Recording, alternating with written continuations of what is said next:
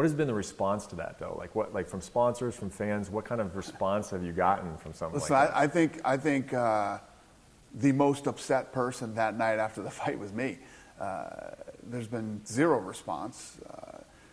Actually, the response has been that people agreed with Khabib and thought Khabib should have done it. And yeah, but for me personally, all the work that I put into this for the last 20 years of my life, you know, I didn't want to see it go down like that. It was, you know, I was upset about it. I was the only one. The rest of the world could care less.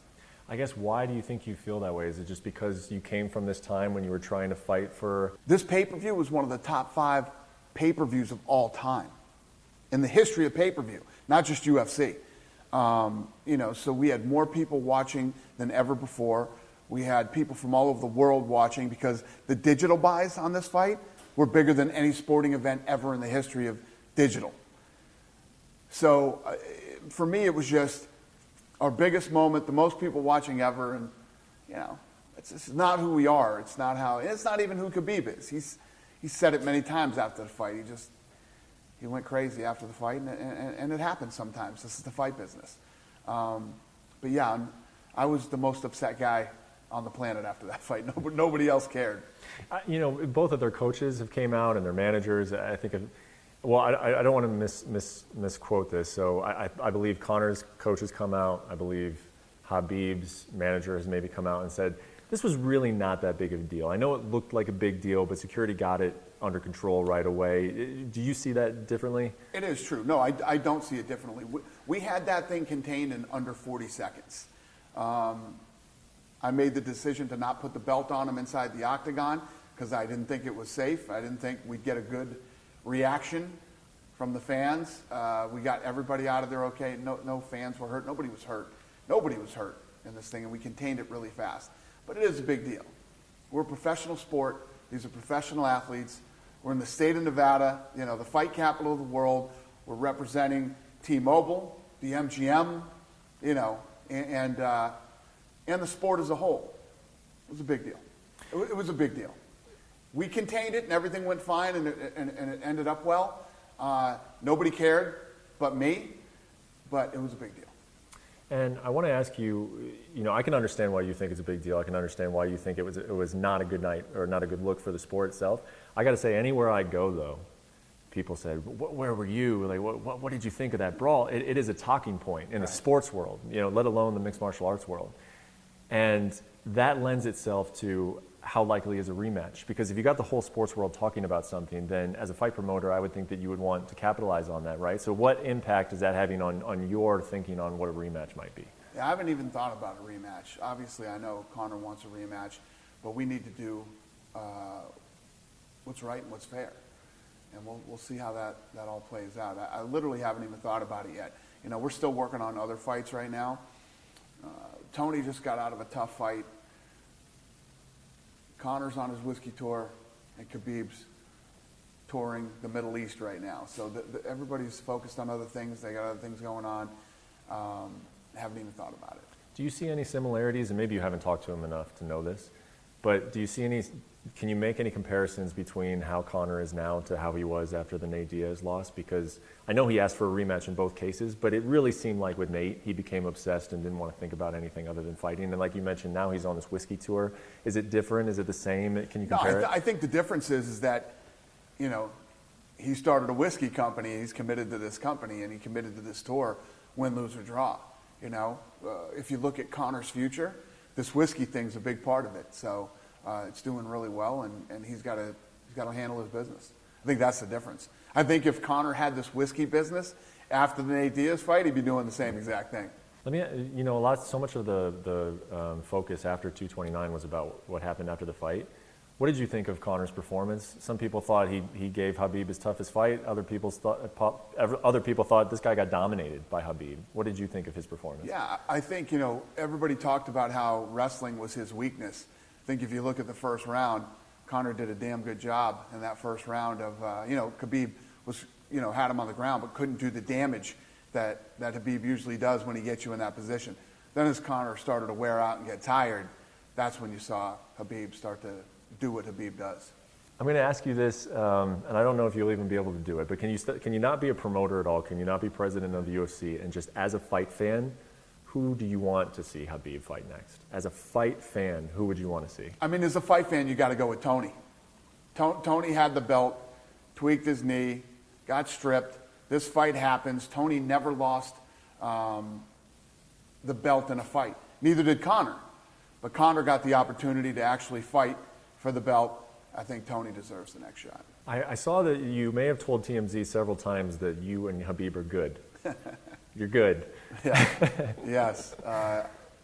Khabib and I are good. We're good. I mean, Khabib's come out on my social media and said, we're good. Everything is okay. The media is crazy. This is crazy. I mean, literally fake stories pop up every day. And one of them I posted on my Instagram. Mm-hmm. Completely fake, false. None of that was true. Not one word of it was true. There was a video posted on social media not that long ago where Khabib is standing next to your good friend Leonard Ellerbe, and they're talking about a potential fight between Khabib and Floyd Mayweather. There was a time where I wouldn't even pay attention to this, but those times are long gone. Don't pay attention to it again.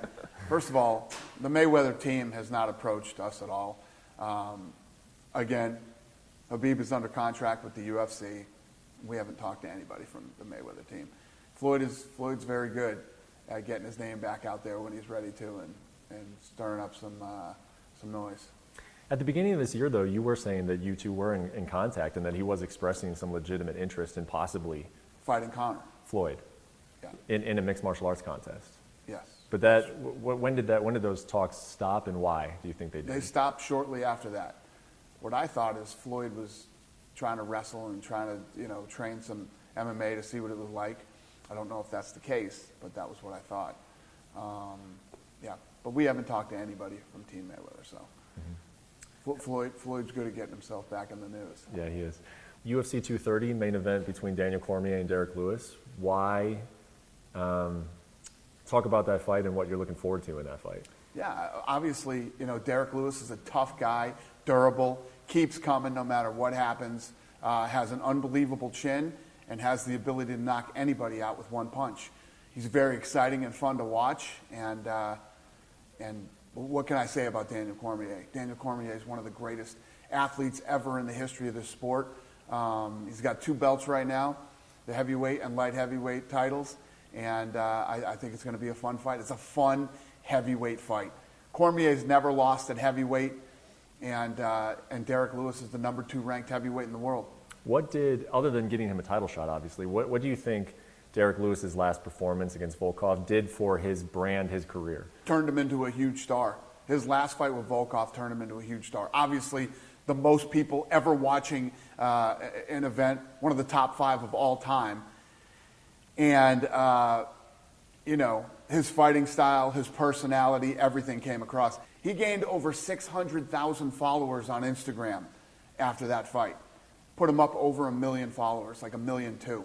So Daniel Cormier, everyone expected his next heavyweight fight to be Brock Lesnar. Obviously International Fight Week, they got in and shoved each other, all that. So by him taking this fight against Derek Lewis, how much is he putting that fight in jeopardy? Is he putting that fight in jeopardy? Listen, Cormier is one of these guys, just like I always talk about McGregor.